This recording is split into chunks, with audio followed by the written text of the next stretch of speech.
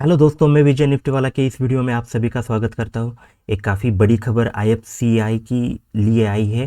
पहले कल ही मतलब एक खबर आई थी और इसके चलते ये स्टॉक में ज़बरदस्त तेज़ी कल देखने को मिली थी और आज यहाँ पर एक बुरी खबर आती है और उसके बाद फिर आईएफसी के जो स्टॉक्स है वो ज़बरदस्त गिरते हैं। क्या ये दोनों खबरें हैं? किस तरह से आपको आईएफसी को देखना है और क्या टारगेट आपको रखने चाहिए, या फिर अभी आईएफसी में आप बाय करेंगे या थोड़ा वेट करेंगे या फिर सेल करेंगे? ये पूरी जानकारी आपको आज के इस वीडियो में मिलेगी, तो ये वीडियो अंत तक ज़रूर देखें। अगर पसंद आए तो दोस्तों के साथ इसे ज़रूर शेयर करें, लाइक करें, चैनल को सब्सक्राइब भी ज़रूर करें। तो चलिए देखते हैं आखिर ये खबर क्या है। ओके, देख लीजिए। आईएफसी जो है काफ़ी दिक्कत में थी। जो सरकार की कंपनी है ये, इसमें सरकार की ज़बरदस्त हिस्सेदारी है।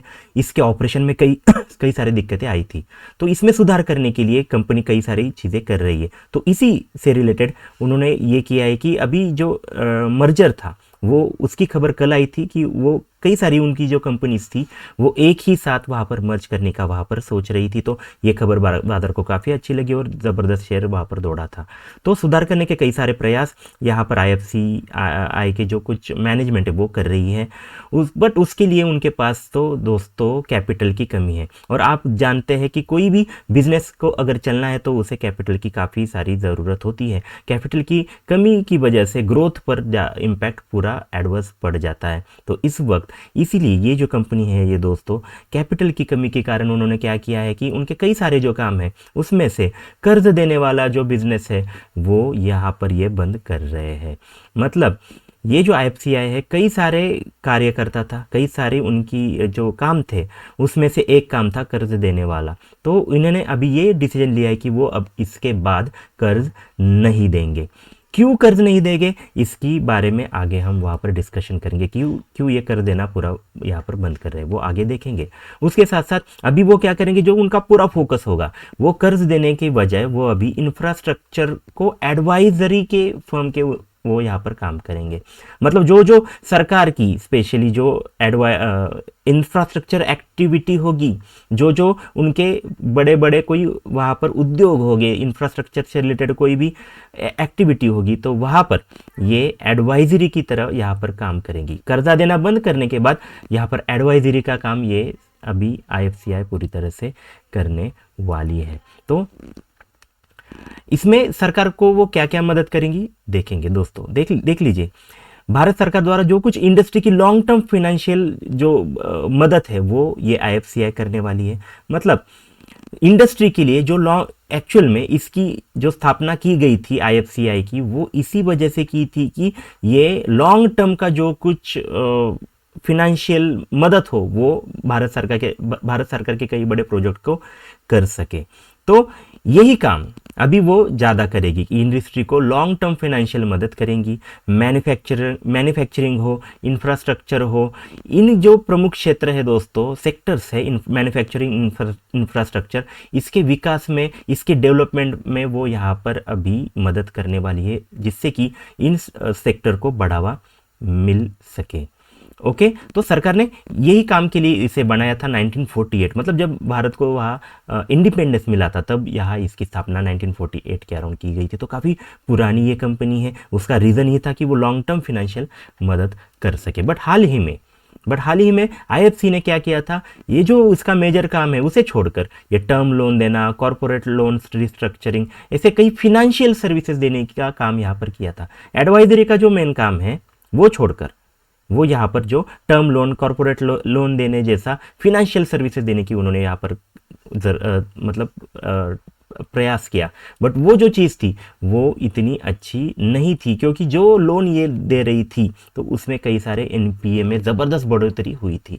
जो नए ट्रेडर है, बिगिनर ट्रेडर है, उनको यहाँ पर एक चीज़ में सिखाने जा रहा हूँ। देख लीजिए, एनपीए होता है नॉन परफॉर्मिंग एसेट्स। बैंक जब भी कोई कर्जा देती है तो वो उसका एसेट बन जाता है। मतलब कर्जा देने के बाद उनको उस पर ब्याज मिलता है और इंटरेस्ट मिलता है, और उससे बैंक का जो कुछ बेनिफिट है वो यहाँ पर होता है।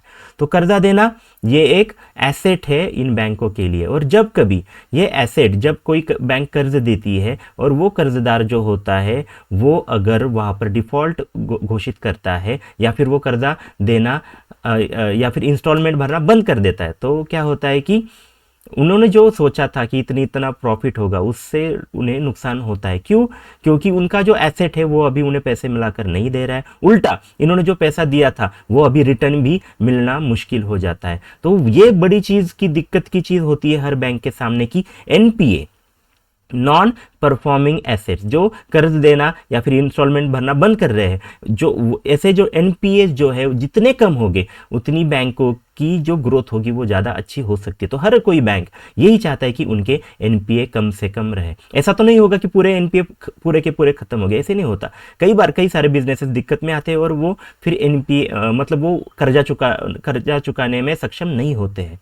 तो वो चीज़ बैंकों ने पहले ही सोच ली होती है कि एनपीए कुछ तो रहेगा, बट वो ज़्यादा ही रहे, बहुत ही हो जाए तो फिर जो पूरा बिजनेस है बैंकिंग का वो खतरे में आ सकता है। तो इसीलिए एनपीए को एक सीमा में रखना एक बड़ा काम होता है हर बैंक के लिए। तो यहाँ पर आईएफसीआई की दिक्कत ये थी कि जो कर्जे वो दे रहे थे उसका वहाँ पर भुगतान नहीं हो पा रहा था, इसलिए एनपीए ज़बरदस्त बढ़ गए थे। और जिससे क्या हुआ था कि फिर अभी इन्हें लोन देने का जो काम है, अगर उनको ही मिल नहीं रहा रिटर्न में जो कुछ पैसा दिया है वो, तो वो नया लोन कैसे देंगे? और इसी वजह से यहाँ पर आईएफसीआई के पास पैसों की काफ़ी बड़ी कमी पाई गई। तो देख लिया दोस्तों, आपने पहले काम था एक्चुअल में एडवाइजरी वाला, इन्होंने काम स्टार्ट किया फिनेंशियल वाला, कर्ज देने वाला, और इसकी दिक्कत में ये आईएफसीआई पूरी तरह से आ गई। इससे पैसे की कमी यहाँ इसके पास देखने को मिली। और इसी वजह से दोस्तों, इसी वजह से अभी जो डिसीजन ली गई है कि कर्ज देने का काम ही पूरा बंद कर दे, तो ये एक्चुअल में एक अच्छा डिसीजन होता है, बट फिर भी ये बाजार को ज़्यादा कुछ पसंद नहीं आया है। सरकार जो है दोस्तों, ये जो कंपनी है आईएफसीआई, इसमें सरकार की ज़बरदस्त हिस्सेदारी थी। पहले तो पूरी हिस्सेदारी सरकार की थी, पूरा मतलब ये जो संस्था थी ये पूरी तरह सरकार के अधीन ही पूरी तरह आती थी, सरकार ही उसका ओनर था पूरी तरह। बट अभी धीरे धीरे सरकार इसमें से अपना हिस्सा जो है वो कम करने जा रहा है, हिस्सेदारी करते जा रहा है। बट फिर भी अभी सरकार की हिस्सेदारी इसमें 72% के अराउंड भी अभी भी है। तो सरकार का काफ़ी बड़ा स्वामित्व ये आईएफसी के पास है। दो खबरें जो आई, मतलब देखो कल अच्छी खबर आई कि ये जो आईएफसीआई है, ये जो पूरे ग्रुप है, कई सारी कंपनीज है उनकी, कई सारे काम ये आईएफसीआई करती है। तो कई सारी कंपनीज को वो एक करना चाहते थे, उसका ग्रुप का एकीकरण वो करना चाहते थे, मर्जर वो करना चाहते थे। ऐसी खबर आई कल जो बाजार को काफ़ी पसंद आई, और उसके बाद इसमें ज़बरदस्त तेज़ी देखने को मिली। 15% से भी ऊपर ये स्टॉक कल दौड़ा। बट आज जो खबर आई है वो ये है कि वो कर्जा देना बंद कर रहे हैं। तो ये खबर बाजार को पसंद नहीं आई और आज ये स्टॉक यहाँ पर डाउन जाता हुआ आपको दिखा होगा। अब ये क्वेश्चन आता है कि अब कंपनी क्या करेगी? तो स्वाभाविक चीज़ है कि वो अभी लोन देना बंद कर देगी। क्यों? क्योंकि देख लिया आपने कई सारी दिक्कतें लोन देने में हैं। तो उसके अलावा वो अब क्या करेगी? राज्य सरकार के बुनियादी ढांचे जैसे कि इंफ्रास्ट्रक्चर हो, जो कुछ ग्रीन रिवोल्यूशन हो, मतलब खेती हो, उसका वैल्यूएशन हो, ये जो चीज़ें हैं एक्चुअल में उनका वैल्यूएशन करना, उनको मदद करना लॉन्ग टर्म के लिए, इंफ्रास्ट्रक्चर प्रोजेक्ट्स के लिए, ये काम करेगी अब ये आईएफसीआई। ओके, तो सलाहकार जो है वो जो एक्चुअल में उसका रियल काम है एडवाइजरी, तो वो करने जाएगी अभी ये आईएफसीआई।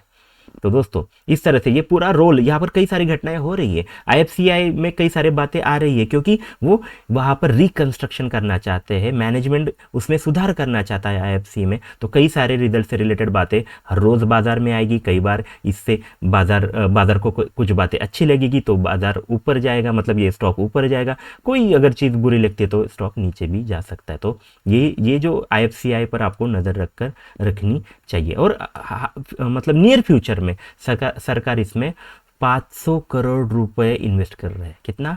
500 करोड़। तो ये भी एक थोड़ा ध्यान में ज़रूर रखिए। अगर हम चार्ट की बात करें तो थोड़ा ठीक से यहाँ पर समझ लीजिए। मैं कुछ इंपॉर्टेंट चीज़ें आपको यहाँ पर बताना चाहता हूँ। मगर मतलब अभी आप अगर सोच रहे हो कि आईएफसी में क्या करें, या फिर आपने आईएफसीआई में ऑलरेडी इन्वेस्ट किया है, या फिर आपने ट्रेडिंग के लिए वहाँ पर ख़रीदा हुआ है, आपकी कुछ पोजीशन अभी आईएफसीआई में हो, तो हम सोचेंगे समझेंगे कि किस तरह से आपको इसमें देखना है और आगे क्या आपका डिसीजन होने वाला है। देख लीजिए, आईएफसीआई का 1 डे का चार्ट आपके सामने है, और अगर आप देखें तो पिछले साल से एक साल में यहाँ पर ऑलमोस्ट ये स्टॉक 30 के अराउंड था, ओके 20-30 के अराउंड इसकी प्राइस थी, बीच में तो ये 90 पर जाकर आया है, मतलब 90 इतनी बड़ी जो बुलिशनेस थी वो यहाँ पर देखने को मिली। बट अगर आप देखें कुछ अगस्त से यहाँ पर ज़बरदस्त सेलिंग देखने को मिली है। 90 से ये जो स्टॉक है ये अभी करेक्ट होकर कुछ 63 के अराउंड यहाँ पर ट्रेड कर रहा है। अगर हम थोड़ा इसका ट्रेंड देखें तो ट्रेंड अभी भी बुलिश है। जैसे कि अगर आप देखें सारे जो ये एमएज है इसके काफ़ी पास अभी ये स्टॉक है। तो एक इन्वेस्टर के हिसाब से मैं पहले तो आपको ये कहूँगा कि ये अच्छी वैल्यूएशन पर यहाँ पर मिल रहा है। जैसे कि 90 पर जब ये स्टॉक था तो उसके एमएस से काफ़ी दूर था, तो हायर वैल्यूएशन था, तो यहाँ पर खरीदना महंगा था। बट जब अब ये इन्हीं तीनों इंपॉर्टेंट 20, 50 और 200 वाले जो एमएस है इसके पास IFCI है, तो एक अच्छे वैल्यूएशन पर ये अभी मिल रहा है। अगर आप इन्वेस्टर हो तो एक अच्छा एरिया है जहाँ पर आप इसमें इन्वेस्ट कर सकते हैं। ओके मैंने कहा बाय करो, इसका मतलब ये नहीं होता कि आप बाय करेंगे तो ये स्टॉक ऊपर ही ऊपर जाएगा, ये उल्टा भी जा सकता है। तो अपनी रिस्क रिवॉर्ड रेशो को भी आप ठीक से समझ लीजिए कि इसमें लॉस भी हो सकता है, तो अपना स्टॉप लॉस लगाकर ही आप इसमें बस ट्रेड करना है। बट यहाँ पर रिस्क रिवॉर्ड रेशो अच्छा है, देख लीजिए इंपॉर्टेंट चीज़ें आपको सीखने को मिलेगी। यहाँ पर जब आप 90 को बाय कर रहे थे तो आपकी रिस्क काफ़ी बड़ी थी, 70 तक के नीचे आ सकता था, और मिलना कितना था आपको, एक 10% 20% की तेजी यहाँ पर हो सकती थी। बट यहाँ पर 30% का अगर आप स्टॉप लॉस लगाते हो, इतनी बड़ी 30% की रिस्क 20% का प्रॉफिट, अगर आप कोई भी ट्रेड में या फिर कोई भी इन्वेस्टमेंट में करते हो तो आप दूर तक मार्केट में नहीं टिक सकते। तो इसीलिए यहाँ पर दिक्कत थी रिस्क रिवॉर्ड रेशो वाली, यहाँ पर ओवर वैल्यूएशन था, और इसी वजह से यहाँ पर खरीदना थोड़ी आपकी गलती हो सकती थी। तो अभी ये जो मिल रहा है यहाँ पर अगर आप 60 के अराउंड अगर इसे बाय करेंगे तो यस यहाँ पर आप छोटा सा स्टॉप लॉस लगा सकते हैं, कुछ 50 के अराउंड वाला, या फिर अगर ज़्यादा ही पास की अगर हम बात करें तो कुछ 57 के अराउंड वाला आप यहाँ पर स्टॉप लॉस लगाकर, एक छोटा सा स्टॉप लॉस लगाकर आप ऊंचे टारगेट के लिए 90 के टारगेट के लिए इसमें इन्वेस्टेड रह सकते हैं। आपका नज़रिया होना चाहिए कुछ महीनों का, कुछ महीनों के लिए ये 90 के अराउंड जा सकता है, बट उसके लिए आपको इतनी रिस्क भी लेनी पड़ेगी, ये उल्टा भी जा सकता है, आपको लॉस भी हो सकता है। बट आपको जैसे कि मालूम है कि मार्केट जो होता है दोस्तों वो काफ़ी अनसर्टेन है, इसमें दोनों तरफ के मुँह आ सकते हैं, तो आपको यहाँ पर प्रॉफिट भी होने के चांसेस है और लॉसेस भी। तो ये सारी चीजें पहले ही मन में बनाकर ही आप इसमें इन्वेस्ट करने का सोचें। ओके तो यहाँ पर एक अच्छा वैल्यूएशन की बात हमने की कि यहाँ पर एक अच्छे वैल्यूएशन पर एक इन्वेस्ट आप यहाँ पर जरूर कर सकते हैं, छोटा सा स्टॉप लॉस लगाकर। ओके अगर हम ज़्यादा ही पास की बात करें तो देख लीजिए, अगर थोड़ा सा हम जूम इन अगर इसमें करें और शॉर्ट टर्म का अगर देखें तो देख लीजिए कुछ इंपॉर्टेंट चीज़ें मैं आपको यहाँ पर बताने जा रहा हूँ, आपको काफ़ी कुछ सीखने को मिलेगा। सारे जो इंपॉर्टेंट एमएज है दोस्तों उसके पास अभी प्राइस है, जैसे कि अगर आप देख पा रहे होंगे तो ये 200 का एमए जो है यहाँ पर काफ़ी अच्छा सपोर्ट बनाया है IFCI ने। जब तक ये 200 के एमए के ऊपर है तब तक इसमें आप बुलिश रह सकते हैं। जब भी ये इसके नीचे क्लोज होने के बाद कुछ दिन यहाँ पर टिके, कुछ हफ्ते यहाँ इसके नीचे ही रहे, तो ही आप इसमें बाहर निकलने का सोचें। तो आपके लिए स्टॉप लॉस एक्चुअल में होना चाहिए 200 का एमए जो है 59.40 के अराउंड वाला।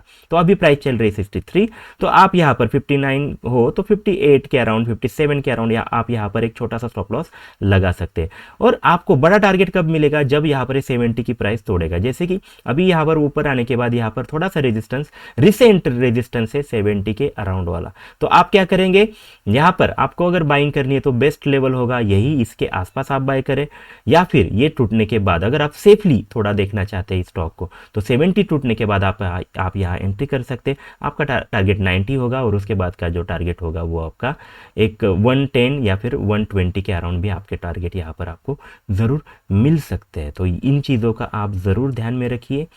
IFCI का जो स्टॉक था उसका चार्ट था उसका भी पूरा हमने यहाँ पर डिस्कशन कर लिया।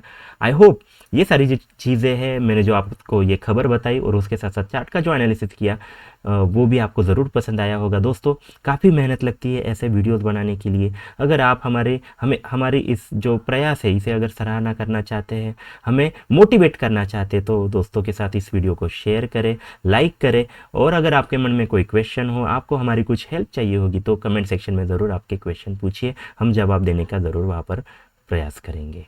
तो दोस्तों अगर आप पहली बार वीडियो देख रहे हैं तो चैनल को सब्सक्राइब करना भी मत भूलिए। तो चलिए ये वीडियो यही तक था, आपने आखिर तक ये पूरा वीडियो देखा, काफ़ी कुछ आपको सीखने को मिला होगा। ऐसे में यहाँ पर आशा करता हूँ फिर मिलेंगे ऐसे ही वीडियो में, तब तक के लिए धन्यवाद, थैंक्स।